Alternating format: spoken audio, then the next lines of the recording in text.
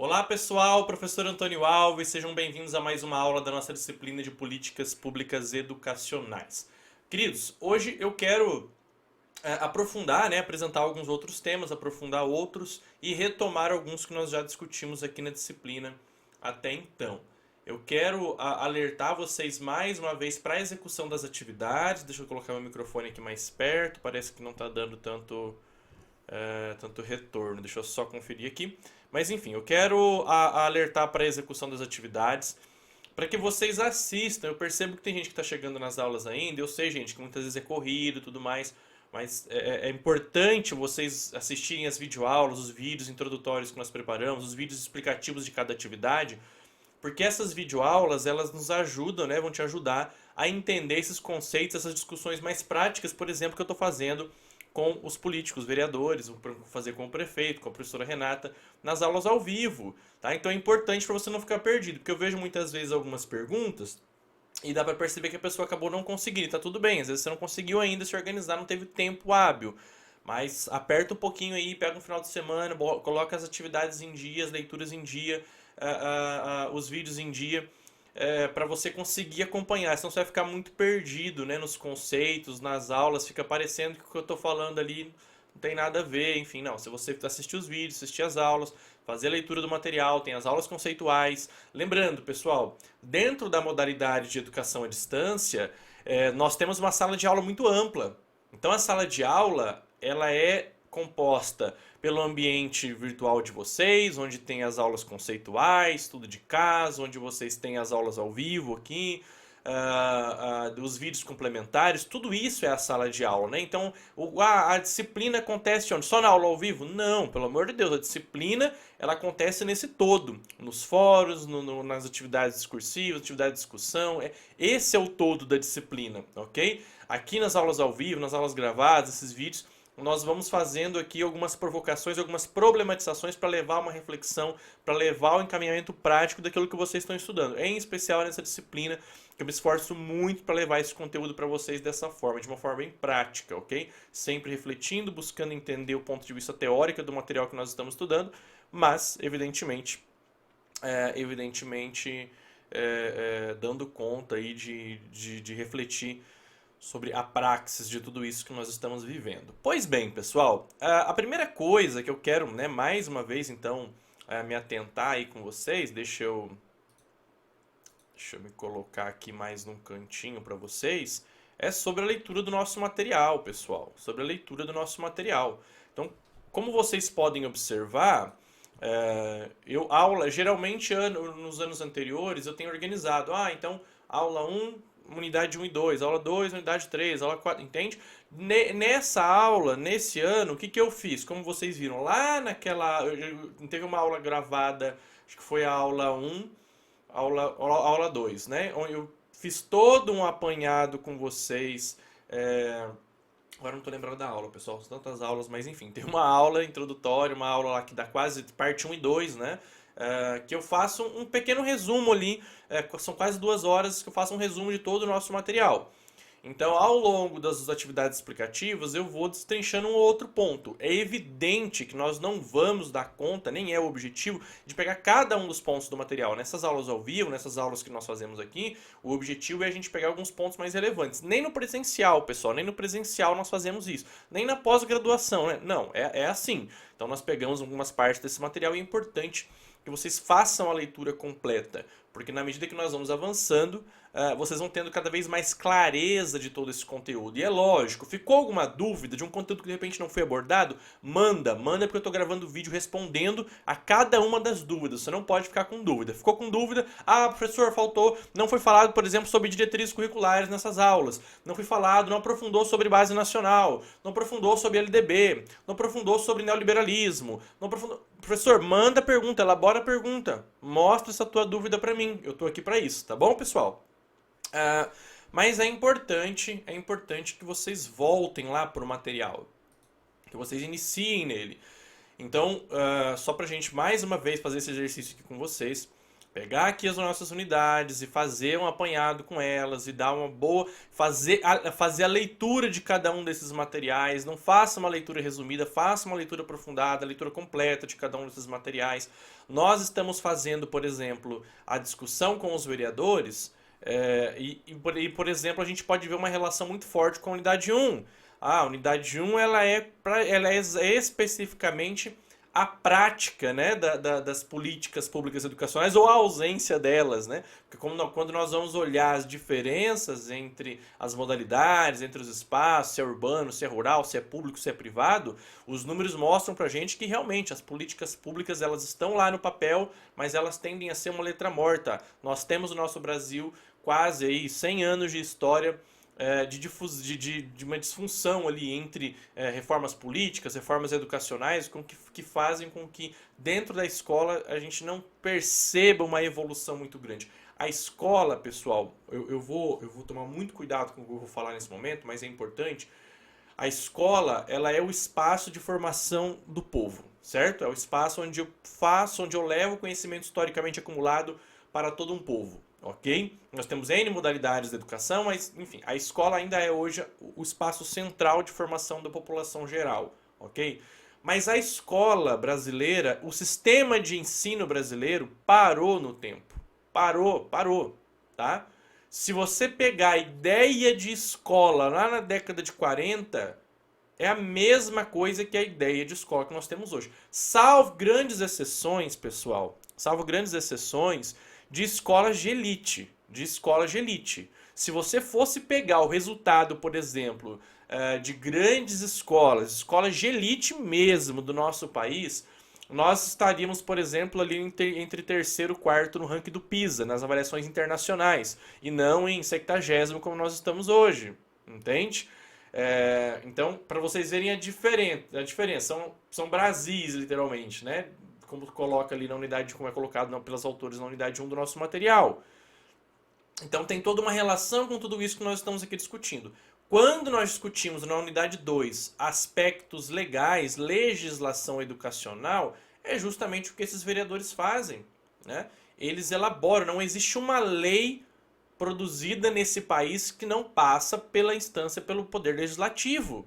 No caso, poder legislativo no município é a Câmara dos Vereadores. No Estado, a Câmara dos Deputados Estaduais, os federais, enfim. Então, cada uma das suas instâncias tem ali o seu poder legislativo e nenhuma lei passa por ela sem a discussão, debate desses agentes políticos. Ok? Entendam isso. Mais uma vez, entender o sistema educacional brasileiro, a estrutura, quantos níveis, quantas modalidades, como elas funcionam, tem financiamento previsto nos planos nacionais de educação, como foi o plano de 2001, plano de 2014 que vigora ainda, tem diretriz curricular nacional, tem base nacional comum, a base substitui a diretriz curricular, não substitui, entendem? O sistema de avaliação, poxa, hoje nós só temos o SAEB, mas antes você tinha uma série de provas, hoje o SAEB é único, o que muda? Isso é uma política de Estado, é uma política de governo, mas no governo Dilma tinha a ANA, que era a avaliação da alfabetização até o 3º ano, depois mudou para o 2º, aí cortou, é só SAEB, enfim, toda essa compreensão dessa estrutura do sistema é importante para quem vai estar atuando dentro da escola. É importante, tá? Aliás, não é importante, é indispensável. É indispensável, tá bom, pessoal? Então tenham clareza desse conteúdo, tá? Tenham clareza de todo esse conteúdo. Eu me atento muito a cada um dos pontos, é um livro muito bem organizado. Professor, vamos pegar, por exemplo, o início, a Constituição, a educação na legislação, vamos falar sobre neoliberalismo, né? Eu vou falar um pouquinho mais sobre isso aqui, aí eu volto nesse ponto aqui, né? Falar um pouquinho sobre crise na década de 70, as ideias neoliberais, tudo mais, eu volto aqui mais pra frente. Vamos dar continuidade aqui. Mas é isso, eu quero reforçar pra vocês, porque senão vocês vão ficar perdidos, pessoal. Senão fica perdido mesmo, tá? Então, façam uma boa leitura do material, as atividades, tudo mais, tá? Então, não percam tempo, ok? E, mais uma vez, não fiquem com dúvidas, houver dúvidas, eu estou aqui para tirar cada uma delas, mandem para as mediadoras, o professor vai lidar com cada uma das dúvidas, ok? Muito bem, gente. Nessa aula eu quero falar um pouquinho com vocês sobre ciência política e educação, em especial sobre ciência política. E aí trazer alguns pontos que eu considero que são essenciais, que são extremamente importantes para essas nossas reflexões aqui dentro dessa disciplina, tá? Então, muito bem, deixa eu tirar um pouquinho mais a minha imagem aqui, porque está tampando aqui o slide. Pois bem. O que é ciência política, pessoal? Olhem lá. A ciência política é o campo das ciências sociais que estuda as estruturas que moldam as regras de convívio entre as pessoas e os agrupamentos, né? E eu quero que vocês entendam, quando eu falo de ciência política, eu estou falando de um todo muito complexo. Eu vou retomar, eu acho que eu dei algumas pitacadas em outras aulas, em outras discussões sobre isso com vocês, mas quando eu vi alguns comentários nas aulas ao vivo ali, quando eu trago os vereadores, profissionais, os alunos, alguns alunos, mas professor, por quê? O que isso tem a ver com a discussão? Ou por quê? Algumas pessoas ainda estão ali com essa dificuldade, se tiver não tem problema, vamos sanar essas dificuldades. Por que estudar políticas educacionais? Enfim, questões dessa ordem. Todo esse nosso estudo, ele está dentro, tá? Ele está dentro de um estudo maior, que é a ciência política. Quando a gente fala de ciência política, a gente está falando de aspectos históricos, filosóficos, sociológicos, a gente está falando de legislação, a gente está falando de relações sociais, a gente está falando de organização das instituições, a gente está falando de poderes, a gente está falando de muita coisa. A gente está falando dos agentes políticos, sejam os agentes ali, os civis, né, a população civil organizada, seja os três poderes, os agentes que fazem parte desses três poderes. Nós estamos falando de tudo isso. Então, conseguem entender por que eu trago a amplitude dessa discussão com tantos aspectos? Por que eu tento trazer para essa prática? Porque a ciência política, ela engloba tudo isso. Ela engloba tudo isso. Eu não estou aqui perdendo tempo com vocês. Ela engloba tudo isso. Então, falar em ciência política, falar em políticas públicas educacionais é falar sobre cada um desses aspectos. Tá? É falar sobre cada um desses aspectos. É entender que a política, ela acontece no dia a dia e ela é feita por seres humanos. Cada um desses aspectos é feito por seres humanos. Ok, pessoal? Inevitavelmente. Inevitavelmente é feita por seres humanos. Então eu vou dar um exemplo. Não só na Unicesumar, mas em outros espaços que eu dou aula, em cursos de graduação, pós-graduação, sempre trago convidados, sempre trago, né, enfim, profissionais e tudo mais. Aí vamos tirar exemplo dos convidados que eu estou trazendo para vocês esse ano e para outras instituições também. Antônio, como é que você trouxe os vereadores? Como é que você está trazendo o prefeito? Em meio a uma crise, como é que você está fazendo? Você conseguiu uma agenda, um lugar na agenda do prefeito para ele vir aqui falar com a gente e tudo mais. O que eu fiz ao dialogar com esses agentes, e não é só um diálogo agora, é um diálogo prévio, a construção de uma relação de um network, é política. É política. É uma espécie de política, ok? É lógico que existe uma grande diferença entre política e politicagem, tá? Entre você estar dentro dos meios, dos espaços políticos, fazer parte, contribuir, né? Estar imerso nesses espaços, e você ser uma pessoa oportunista, e você é diferente, ok? Entendam isso, existe uma grande diferença. Mas tudo é política, toda relação é política, queridos e queridas, toda relação é política. Muita gente, esse contexto, esse momento, por exemplo, de polarização que nós vivemos já há alguns anos, ele tira de lado, ele demoniza a ideia de que nós somos seres políticos e temos que conviver uns com os outros, com as diferenças. E não é papo furado. Gente, se você está me ouvindo e você trabalha, você sabe que, por exemplo, no trabalho você convive só com pessoas que você gosta? Só? Tenho certeza que não. Ninguém é obrigado, né? É muito difícil que você goste de todo mundo. Se você disser que você é uma pessoa extremamente feliz, que você gosta de dar bem com todas as pessoas ao seu redor, acho que eu teria um pouco de medo de você, porque, brincadeira. A natureza humana nos coloca essas condições. Nós nem sempre vamos nos dar bem com todas as pessoas. E isso é um exemplo de relação social, política, enfim, é um exemplo de relação. Nós temos que ser diplomáticos, por exemplo, com pessoas que muitas vezes nós não temos muita afinidade no trabalho, na própria família, né? Isso é uma ação política, tá? Isso é uma ação política. Então, quando a gente fala desse conceito, e a gente poderia voltar historicamente, não dá tempo de eu ficar falando isso aqui, mas é isso que eu quero que vocês entendam, que a gente tem que trazer para essa definição de política algo positivo.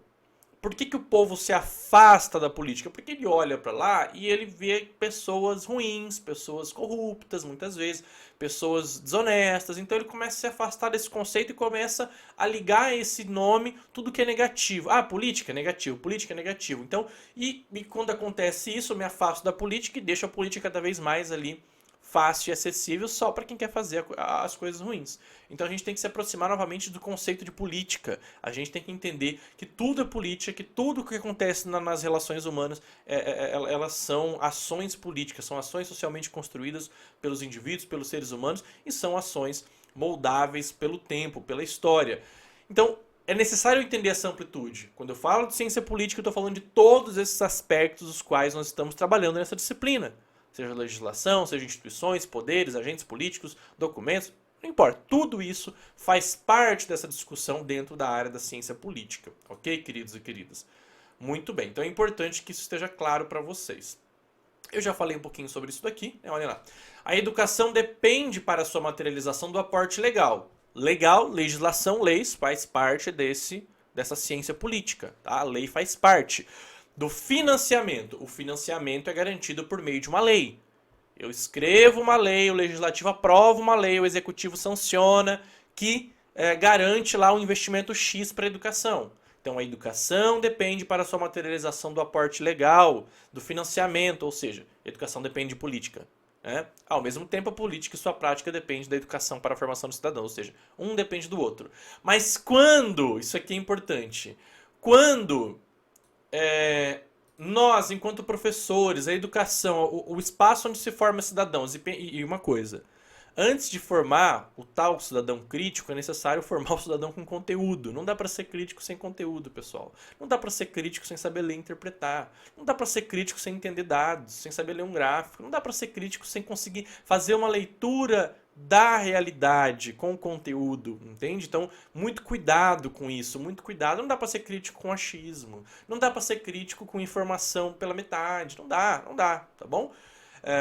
Então, se não há uma boa formação de cidadãos, o meio político fica defasado e passa a ser dominado perpetuamente sempre pelos mesmos grupos, né? Que é o que a gente vê no nosso país. Historicamente, os mesmos grupos dando conta e sendo ali os donos, né, dos espaços políticos. Ou seja, a educação perpassa a política e vice-versa. Já trouxe isso para vocês. Logo, para a formação de cidadãos, é necessário antes ser cidadão. Ser cidadão pressupõe conhecimento, mas também muito agir, né? E só uma coisa, pessoal. Quando eu falo em agir, dentro da área da educação enquanto professor, o principal agir do professor, queridos, é em sala de aula. É em sala de aula. Esse é o principal agir do professor. Acho que esse microfone está muito alto, né? Vou deixar assim, não fazer bagunça aqui não. O principal agir do professor é em sala de aula, pessoal. É em sala de aula. Por quê? Porque quando eu não estou em sala de aula, eu não estou cumprindo a minha função primeira. Entende? Eu não estou formando um cidadão. É possibilitando aquele indivíduo acesso ao conhecimento historicamente acumulado pela humanidade, em cada uma das áreas, que eu estou formando um cidadão. Então esse é o principal espaço de agir de um professor.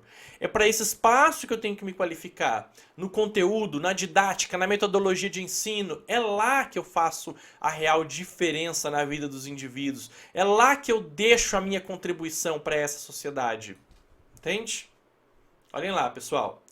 Definição do conceito de políticas públicas. Também já trouxe, revisando aqui para vocês. As políticas públicas também podem ser definidas como conjunto de programas, ações e decisões tomadas pelos governos nacionais, estaduais ou municipais, com o envolvimento e a participação direta ou indireta dos grupos sociais. Tá?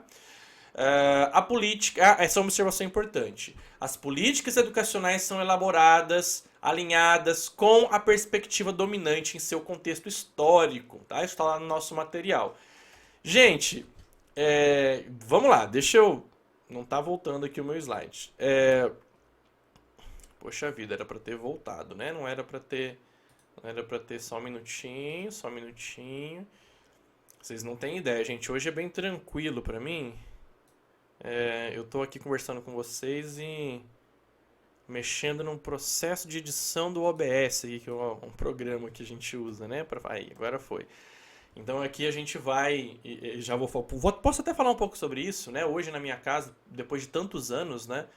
Depois de 7 anos, 6, 7 anos dando aula de educação à distância, eu tenho um estúdio na minha casa. Eu tenho um estúdio na minha casa.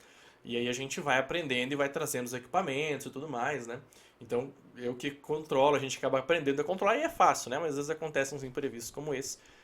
E a gente tem que corrigir aqui uma coisinha ou outra na hora mesmo. É um modelo ao vivo mesmo, né? Eu não fico cortando. No começo eu ficava cortando, picando cada aulinha, mas não, numa aula ao vivo, numa aula presencial, não tem isso. Então é necessário entender que essa é a dinâmica de uma aula real, entende? Eu tô aqui, ó, sou de verdade, vocês são de verdade, então isso acontece, faz parte, né? Pois bem, só fazer mais uma vez essa leitura. Ó. As políticas públicas também podem ser definidas como um conjunto de programas, ações e decisões tomadas pelos governos nacionais, estaduais ou municipais, com o envolvimento e a participação direta ou indireta de grupos sociais. Então, professor, o que é uma política pública educacional? Uma lei sobre financiamento educacional, uma lei sobre material escolar, enfim, são ações do governo por meio dos poderes do Estado, do município, enfim, da instituição executiva. Isso é o que garante que uma política pública chegue ali na escola, na prática, entende? Mas para essa política pública chegar lá, ela precisa ser discutida, ela precisa ser debatida, ela vai passar pela instância legislativa, pelo executivo, entende? Então é um ciclo, a gente está indo e voltando nessa discussão, tá? Perfeito. Então, quando nosso material diz ali, olha, as políticas públicas são elaboradas, alinhadas com a perspectiva dominante em seu contexto histórico, é algo muito simples, é algo muito simples. Por exemplo, é necessário entender que, por exemplo, lá no governo Lula, no governo Dilma, existia uma perspectiva de política própria daquela ideologia, daquele pensamento político, ok? Quando passamos ali pelo processo de impeachment, o Temer assume e tudo mais, nós temos uma série de reformas, né, uma série de reformas que são próprias daquele tipo de pensamento, entende? Daquele tipo de pensamento. Ah, professor, mas o Temer era vice da Dilma e nós vimos uma organização de políticas públicas totalmente diferentes daquilo que tinha no governo anterior, do qual ele também fazia parte. Pois bem, mas dentro dessa ciência política, desse meio político, os próprios partidos, eles fazem coligações, eles se unem na tentativa de angariar votos, de conquistar apoio, de crescer dentro do Congresso Nacional, do próprio meio político. Então tudo isso é muito simples de ser compreendido.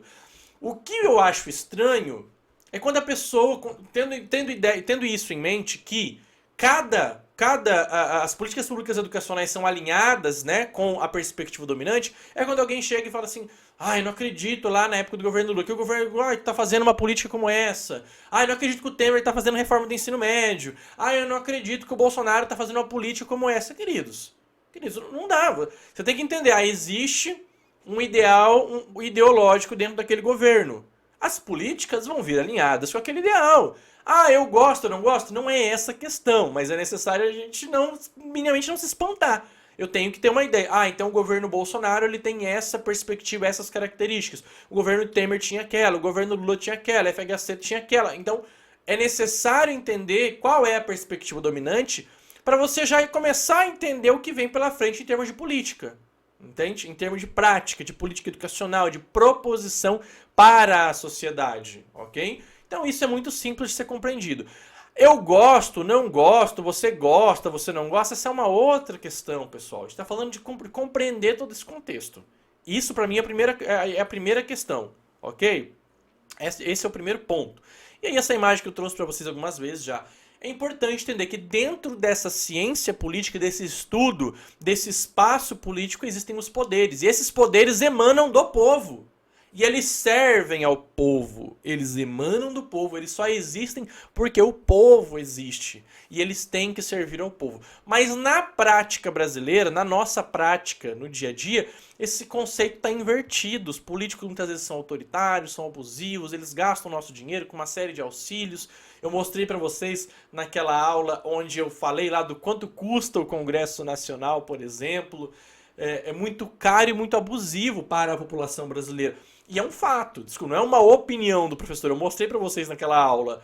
É muito caro. Então, será que eles precisam, por exemplo, um político que tem um salário a nível nacional, um salário de 28 a 32 mil reais por mês, precisa de auxílio transporte, precisa ter auxílio moradia, auxílio paletó, será? Então, não é uma opinião, é uma questão de entender, poxa, é uma questão de bom senso, concordam comigo? É bom senso, pessoal. Bom senso, né? Entender que esses poderes não precisam de tanto financiamento. Quem precisa de mais financiamento? Os poderes, com o salário, com a estrutura que eles têm, ou as escolas públicas? Vamos pensar pela lógica, tá? Por uma questão de bom senso. Pensem comigo, pensem aí. E aí, bom, tem um conceito, né, que também é trabalhado nas aulas conceituais do nosso material, que é esse, né? A diferença entre política de governo e política de Estado. Você sabe qual que é a diferença entre política de governo e política de Estado? Primeiro, pessoal, vamos entender o que é governo e o que é Estado. O governo, pessoal, é aquele conjunto de agentes políticos que ocupa o Estado a cada 4 anos. Então, nesse momento nós temos o governo Bolsonaro, já teve o governo Temer, o governo Dilma, o governo Lula. Então, é um partido, é uma coligação partidária, é um grupo de agentes políticos que ocupam, né, o poder ali do Estado a cada 4 anos. Certo? Ou seja, o governo é passageiro, o Estado é permanente. O Estado é um conjunto de instituições, de poderes que garantem as ações do governo. Esse governo que vem, ele senta ali na cadeirinha do Estado e ele comanda esse Estado a cada 4 anos, direcionando, a hora vai ali, volta aqui e tudo mais.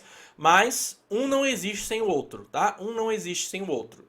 Governo provisório, passageiro, o Estado ele é fixo, são os poderes que garantem que as ações vão ser efetivadas. Tá? Então, dentro do Estado, nós temos uma série de instituições que, enfim, que caracterizam a sua existência, certo? Então, política de governo e política de Estado. Ao mesmo tempo que o governo é passageiro, o Estado é fixo, né, ali dentro dessa organização, políticas de governo são políticas transitórias. São políticas que vão e vêm junto com aquele conjunto político, de agentes políticos. Políticas de Estado são políticas que ficam, que marcam, que, enfim, são alteradas nas leis e passam a se tornar permanentes. Por exemplo, nós temos lá a PEC a MP 746, que se referia à reforma do ensino médio, que alterou a Lei de Diretrizes e Bases da Educação Nacional, 9394 de 1996, era uma política de governo, lá do governo Temer, que se tornou uma política de Estado. Então, uma política de governo pode virar uma política de Estado? Pode, desde que passe por todos os trâmites. O governo Temer apresentou uma MP, que é uma medida provisória para o Congresso, que tem lá 90 dias, prorrogáveis por mais 30, vai a 120 dias. Isso é garantido lá no artigo 62 da Constituição, o presidente pode fazer isso. Mas para isso tem que ter uma articulação gigantesca. O governo Temer, por exemplo, tinha essa capacidade de articulação. A nível de aprovação, gente, uma observação, tá? Por mais que vocês tenham ideários diferentes, aí, diversos, ideológicos diferentes, os governos mais recentes, né, pensando aí nos últimos 30 anos, que mais tinham capacidade de articulação, nós vimos, ainda que de maneira muito curta, o governo Temer, com uma capacidade de articulação dentro do Congresso Nacional absurda. Eu falo pelo número de reformas que se aprovou, falo estatisticamente. E o governo Lula, que tinha uma capacidade de trânsito também. Professor, aí em ambos tinha corrupção, tinha isso, tinha aquilo. Aí já é uma outra questão, né? Que infelizmente são situações que estão impregnadas, né, dentro da esfera política do nosso país, que é podre, que muitas vezes é asquerosa, tá? Então, concordo com isso. Não vou discutir isso aqui agora, mas nós temos esses fatos, entende? Como em outros governos também. Então, não estou discutindo qual governo é melhor ou não. São governos que acabam tendo ali maior trânsito político dentro dos espaços. Ponto. São esses governos. E para que o governo, por exemplo, que o Temer aprovasse, por exemplo, a reforma do ensino médio, ele precisava desse trânsito, entende? Ele precisava disso, entende? Ele precisava dessa capacidade de articulação lá dentro do Congresso Nacional, entende? Senão teria sido aprovado, como outras reformas que foram aprovadas no seu governo, ainda que muito curto, entendem? Então isso é importante. Então nós temos lá uma política de governo, do governo Temer, que se tornou uma política de Estado. Ah, professor, mas aí não pode vir outro governo, vamos supor, o Bolsonaro, se ele quiser reverter a própria reforma do ensino médio, ele pode? Não pode. O Temer, gente, a forma como ele articulou o documento, baseado no artigo 62 da Constituição, a MP 746, como estudioso da área, eu não tenho que tomar muito cuidado para dizer isso, porque eu não tenho nenhuma afinidade com a figura do político Temer, né? Por favor, não entendam isso. Mas foi uma articulação muito certeira, porque dentro do próprio documento ele coloca lá, olha, que os próximos presidentes não poderão alterar esse documento. Ele altera a lei de diretrizes e bases da educação e diz, olha, ninguém vai poder alterar nos próximos 10 anos e depois, mesmo que depois você queira alterar, você tem uma porcentagem ali que você pode alterar só de artigos. É uma capacidade de construção ali de um documento, de uma minuta, de um processo, de uma articulação que, olha, há muito tempo não se via nesse país. Foi pro bem? Foi pro mal? Eu não gosto. Para mim, a reforma do ensino médio é extremamente negativa. Se houvesse, se tivessem garantido na prática financiamento para colocar dentro da escola, na prática, tudo aquilo que realmente está previsto dentro da reforma do ensino médio, perfeito. Mas como ele é apresentado, como a maioria dos documentos do Estado brasileiro, é uma piada a reforma do ensino médio, tá? Mas, como por exemplo a extensão da carga horária, ensino médio em tempo integral. Quantos estados, falando de educação pública, eu estou falando de educação privada, que isso já era uma realidade na maior parte das escolas do Brasil. Quantas escolas privadas têm condições de oferecer ensino integral para os alunos do ensino médio, por exemplo? Tem professor para tudo isso? Tem espaço na escola para tudo isso? Tem merenda para esses alunos ficar o dia inteiro na escola? Tem... Os alunos da escola pública, do ensino médio, todos eles podem ficar o dia inteiro na escola? Será que alguns não têm que trabalhar? Hã? Então, é fora da realidade, tá? É fora da realidade. Enfim, e aí eu quero trazer para vocês um pequeno videozinho eu gosto de trazer às vezes ali para poder ilustrar um pouquinho daquilo que a gente está falando, quando o vídeo tem ali algumas imagens, é interessante, olha lá. O Estado são as suas instituições que garantem a ação do governo. Então, como eu falei, o governo é transitório, o Estado é permanente. E as instituições, os poderes que emanam do Estado é que garante que o governo vai conseguir agir. Ah, o governo Bolsonaro, o governo Temer, o governo Dilma, o governo Lula, eles agem com base nos poderes que o Estado garante para eles. Ok, pessoal? Então, olhem esse videozinho que ele exemplifica também um pouquinho mais daquilo que eu já trouxe aqui para vocês. Olhem lá. Em vídeos anteriores, falamos como surgiram e o que são as políticas públicas, mas sabiam que existem algumas diferenças quando se trata de políticas públicas? Existem políticas de Estado e políticas de governo, não são sinônimos. Vamos ver as diferenças com alguns exemplos?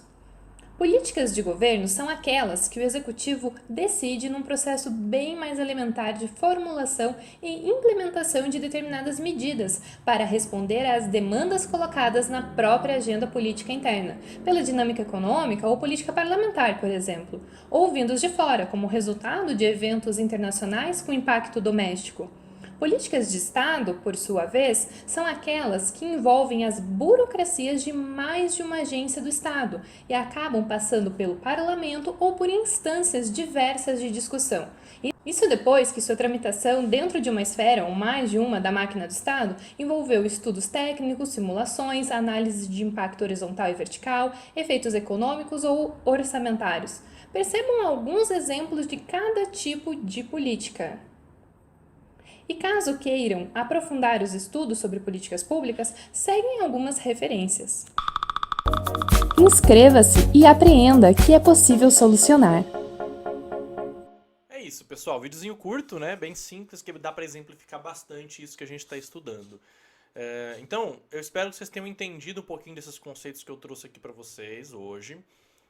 Nós estamos em meio a uma ciência política. É óbvio que nós estamos pegando apenas uma parte dela para estudar, né, para se aprofundar. Mas é isso que eu quero que vocês entendam. Olhem isso com muita maturidade, pessoal, com muita maturidade. Por favor, tá? Por favor, evitem cair no senso comum, ficar ainda mais, em especial nas aulas ao vivo, pessoal. Eu vi alguns comentários lá de gente ofendendo, falando coisas assim. Não entrem nessa não, pessoal. Não façam isso não. É muito feio, tá? Vocês pensam assim, gente, não tem ninguém vendo, ou é só não, gente, todo mundo vendo, a gente tá vendo. É feio, então não façam isso, né? São adultos, por favor, vocês estão aqui, são adultos já. Né? Você quer fazer um comentário crítico, reflexivo, com conteúdo, poxa, leia, fundamenta a tua opinião, discorda, concorda, problematiza, mas não fica, né? Fazendo comentários tão baixos muitas vezes nos comentários, nas aulas, nos espaços. É feio, né, pessoal? É feio. Pensa assim, vocês são futuros professores. Ah, eu não quero. Eu vi um aluno lá, não vou citar o nome dele, que ele fala, eu não quero ser professor. Não quero ser professor, ele diz, né? Mas, poxa, porque eu não quero ser professor, eu não tenho bom senso? Não vou ter educação, eu não vou ter... Não, queridos. Então é isso que eu quero que vocês entendam. Critiquem, estudem, e às vezes você não vai ser professor, você vai levar esse conhecimento para uma outra área, fazer uma outra coisa. É bacana isso, tá? Empreendam esse conhecimento. Mas para que a gente entenda de fato todo esse conteúdo, é necessário algum aprofundamento, é necessário que vocês se dediquem a esse conteúdo que nós temos aqui. Professor, eu não gosto, não concordo com o material X, com o material Y. Nós poderíamos falar, por exemplo, deixa eu pegar aqui, por exemplo, sobre reforma do Estado. Quando eu falo para vocês que as políticas públicas são sempre alinhadas de acordo com o governo, né, com a ideia predominante naquele governo, eu espero que vocês entendam isso como algo lógico. Como algo lógico. A cadeira está soltando aqui, eu quase deitando aqui. Como algo lógico. E tá tudo bem, isso é uma democracia. Na democracia é assim, que bom, né? Que bom. Já pensou todo mundo tem que pensar igual a todo mundo? Todos os governos foram totalmente iguais e tudo mais? É lógico, dependendo da nossa posição, tem coisas que vão nos agradar, tem governos que vão nos desagradar. Faz parte. Isso se chama democracia. Tá? Democracia. Agora, para que eu faça uma crítica, para que eu entenda de fato tudo isso, é necessário estudo. É necessário estudo. Eu vou concordar com tudo sempre? Não, não. Professor, por exemplo, eu sou muito mais adepto à ideia de um Estado liberal. Ah, beleza, bacana. Então lá no nosso material tem toda uma discussão ali. Vamos pegar o nosso material, por exemplo, em relação à ideia de Estado liberal, do conceito de como isso é introduzido aqui no nosso país. Deixa eu ver se eu tenho aqui no... não, eu já tinha separado, né, o material. Então, por exemplo, ó, aqui nessa unidade... Nós temos lá a discussão de como a reforma da educação é influenciada por ideias neoliberais, né? Por ideias liberais. Então nós temos lá uma crise na década de 70 e sempre, geralmente, depois de uma crise, pessoal, busca-se alternativas liberais, né? Que busquem tornar o Estado menor para resolver os problemas de uma determinada crise. Então é muito comum na história do nosso país que, após algumas crises, as ideias econômicas liberais, elas cresçam. Então aqui vai descrever um pouquinho de todo esse contexto histórico, onde lá na década de 70 nós temos uma crise e tudo mais. E lá com a entrada, por exemplo, do Fernando Henrique Cardoso, a construção do plano diretor do aparelho, da reforma do aparelho do Estado, ele propõe e ele afirma, só temos que tomar um pouquinho de cuidado com isso. Aqui no nosso material, as autoras explicam isso. Por que o governo FHC ele é um governo caracterizado ali como um governo neoliberal, apesar de na prática ele não ter quase nada de política liberal de verdade, né? Porque na prática um governo não interventor, um governo que permite uma liberdade econômica das empresas e tudo mais, isso nunca aconteceu no Brasil, pessoal. De verdade, isso nunca aconteceu. Isso nunca aconteceu. Em alguns governos um pouquinho mais, outros um pouquinho menos, mas de verdade não aconteceu. É utópico, ok? Mas por quê? Em especial porque em 95, o Fernando Henrique Cardoso publica um documento chamado Plano Diretor da Reforma do Aparelho do Estado, onde ele descreve lá e diz que, eu tenho o livro dele aqui e ele fala sobre isso. Eu tenho o livro dele, que é um livro bom, é um livro muito bom, tá? Depois eu mostro para vocês aqui. Onde ele fala sobre isso. Ele cita que as suas bases são liberais. Ele cita suas bases como liberais, economicamente, né? Mas de liberal, na prática, ele tem muito pouco, né? No sentido de desonerar o Estado, né? De tornar o Estado mínimo, de fato.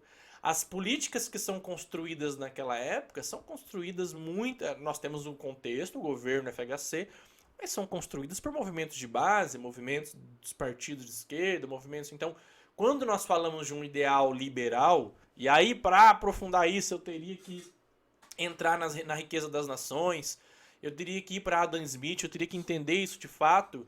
É por isso que eu falo que não existe, no Brasil não existiu. Mas nesse documento, a década de 90 ela é caracterizada e por isso o nosso material ele traz isso.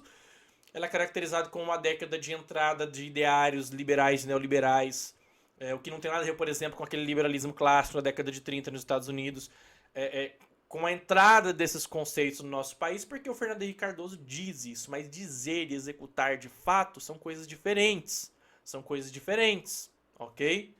Ah, professor, então, mas eu não sou a favor dessa ideia de, não entendo muito bem, mas eu não sou a favor dessa ideia de liberalismo, onde o Estado é mínimo, onde o Estado não garante todas as necessidades do indivíduo. Mesmo lá em Adam Smith, mesmo num liberalismo econômico clássico, o Estado ele garante os 3 pilares dentro de uma sociedade, entende? Ele garante saúde, ele garante educação, ele vai ter que auxiliar a moradia, ele vai ter que auxiliar, garantir a segurança, ele garante os pilares básicos. O Estado liberal, como ele é desenhado, teoricamente, ele garante esses pilares, são importantes. Ele garante auxílio, entende? Ele garante auxílio para a população mais carente, entende? Agora, é importante perceber que existem perspectivas teóricas que vão me desenhar isso de uma forma, outras vão criticar, outras vão... Como que o nosso material trata isso? Por exemplo, vamos voltar lá para o material. Tem uma parte que tem uma tabela que ela exemplifica... Aqui mesmo, logo em seguida, né? A ideia, né? O que é um Estado liberal? É um Estado não intervencionista, que é um Estado que não fica agindo dentro da área da educação, por exemplo. Né? Um Estado de bem-estar social, um Estado que intervém, ele vai intervir. Ah, tem um problema ali, eu vou lá resolver. O Estado liberal, não. Ele vai não, por exemplo, ao invés de ir lá resolver, ele tira os impostos das empresas, da sociedade, tudo mais, para que a própria sociedade se organize e resolva aquele determinado problema. Tô falando de uma maneira, nossa, gente, muito simplória aqui, tá? Já está esgotando o tempo, já estourou, na verdade, o tempo. A ideia de Estado neoliberal. Estado liberal, Estado neoliberal. Né? Então, ambos não são intervencionistas. O Estado neoliberal ele se caracteriza pelo ressurgimento de ideias mais conservadoras, enfim, que advém aí de um período mais revolucionário, que se levanta em especial ali na Revolução Francesa contra ideários absolutistas, tá? De um Estado dominante, onde o Estado garante tudo, por exemplo. Essa é uma questão. Qual que é a perspectiva de vocês? Tá tudo bem vocês terem a perspectiva de vocês. Qual que é a ideia de vocês? O Estado ele tem que garantir auxílio, bolsa, isso? Não, o Estado tem que ser menos interventor. Construam isso. Nós podemos até fazer uma aula sobre isso, se eu for uma dúvida muito grande, porque daí, pessoal, não dá para eu discutir ideia de liberalismo, Estado de bem-estar social, sem eu discutir, por exemplo, tá aqui, ó, sem eu discutir, por exemplo, essas obras aqui, sem eu discutir a riqueza das nações, tá? Sem eu discutir o Capital de Karl Marx, sem eu discutir a ideologia alemã. Ai, professor, você quer ler um material marxista, um material liberal, um material positivista? Não importa, gente. Se você, enfim, é um leitor assíduo de Auguste Comte, se você é um leitor assíduo de Adam Smith, de Karl Marx, eu quero saber se você vai ter fundamento. Eu quero saber o teu conteúdo. Porque para você criticar qualquer linha dessa, você vai precisar conhecer. Até para criticar, eu preciso conhecer. Então nós podemos fazer uma aula à parte, tá? Caso vocês queiram. Até pelo Zoom eu acharia interessante, vou deixar aqui o convite, mas eu vou esperar a demanda de vocês. Só que aí eu quero dúvidas. Aí nós podemos ter uma aula aprofundada sobre esse conteúdo, adoro, é um conteúdo que eu adoro, mas não há espaço aqui, mas nós podemos marcar, por exemplo, uma aula pelo Zoom, mas eu aguardo a demanda de vocês. Né? Com todo mundo ali, com as câmeras, e a gente discutir, debater, adoro isso, tá? Então, se vocês quiserem, se houver demanda, a gente pode fazer uma aula à parte, onde a gente vai debater e aprofundar temas como esse, por exemplo. Mas aprofundar mesmo e discutir. Tá? Eu fico à disposição de vocês. Então são essas algumas diferenças. Né? Como eu falei, a gente não vou conseguir aprofundar tudo isso aqui agora, mas eu aguardo a demanda de vocês, caso haja uma necessidade. Né? Então, só algumas... Deixa eu ver se é aqui, ó. Olha aqui. Então, algumas características. Estado liberal, não intervencionista. As ideias liberais exaltam a educação como forma de resolver o problema do trabalhador, como possibilidade de exercício da cidadania. Ele defende-se a oferta privada da educação.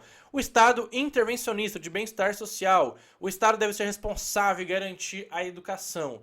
No Estado de bem-estar social, na verdade, ele quer garantir tudo. Tá? Eu tenho uma série de ressalvas quanto à capacidade do Estado de garantir tudo. Porque como eu mostrei para vocês, como a gente discute nessa disciplina, De onde vem o poder do Estado? Os três poderes emanam de onde mesmo? De nós. Tudo vem de nós. Então, como é que tudo eu vou garantir tudo para mim mesmo? É um pouco complexo. E é como eu falei, a gente teria que aprofundar a discussão, para, né, problematizar mesmo, trazer fundamentos e tudo mais. Mas eu tenho um pouco de dificuldade para aceitar esse Estado totalmente, por exemplo, totalmente intervencionista. É uma das possibilidades, entende? Mas, é o que eu falei, exige aprofundamento para a gente poder discutir esse ponto. Tá? Exige muito aprofundamento. E o Estado neoliberal, o indivíduo é visto como um empreendedor dele mesmo. A defesa da livre concorrência, da autorregulação, do mercado, traz como foco a educação privada, Estado mínimo para as políticas sociais. Queridos, nenhuma dessas perspectivas são perfeitas. Nossa, vamos exaltar o Estado tal, o Estado tal, o Estado tal. Não, queridos, eu preciso compreendê-las. Tá? Tem aspectos positivos e negativos em cada uma delas. Eu tenho a minha perspectiva? Claro que eu tenho, mas eu quero que vocês entendam essas três, primeiro para a prova, para o conteúdo, para a formação de vocês, e que vocês formem as próprias opiniões. Mas para formar opinião, eu preciso ler, eu preciso estudar, aí eu preciso discutir. Por exemplo, quando você vai aprender inglês, você vai aprender uma outra língua, vai aprender um espanhol, um alemão, você tem que estudar aquela parte teórica e você tem que exercitar, você tem que conversar, dialogar, né? Você tem que fazer uma conversação, você tem que ir para aquela prática. É a mesma coisa quando a gente fala de políticas públicas de todo conteúdo. Você vai para o aprofundamento e as discussões, os debates, eles ajudam a gente a fixar tudo isso, que é isso que eu faço aqui com vocês. Eu problematizo e eu tento fixar tudo isso com vocês, trazendo para as aulas questões que mexam ali, que tirem vocês da cadeira, a fim de fixar essas ideias, né? De fixar esse conteúdo teórico também. Ok, pessoal? Queridos, é isso já. Nossa, esgotei de um monte aqui o tempo previsto para essa aula. Eu quero agradecer mais uma vez a participação de vocês. A ideia foi trazer um pouquinho mais a amplitude da ideia de ciência política, da discussão das políticas, da importância da compreensão de todo esse conteúdo, de todo esse contexto, de toda essa formação teórica que vocês têm aqui nessa disciplina. Eu espero ter contribuído mais uma vez com vocês. Aguardo dúvidas, aguardo as demandas. Se não houver dúvidas e demandas, eu vou entender que vocês estão compreendendo tudo, que está tudo fácil, que está tudo tranquilo. Então eu realmente aguardo a participação de vocês, ok? Um grande abraço para vocês e até a próxima aula.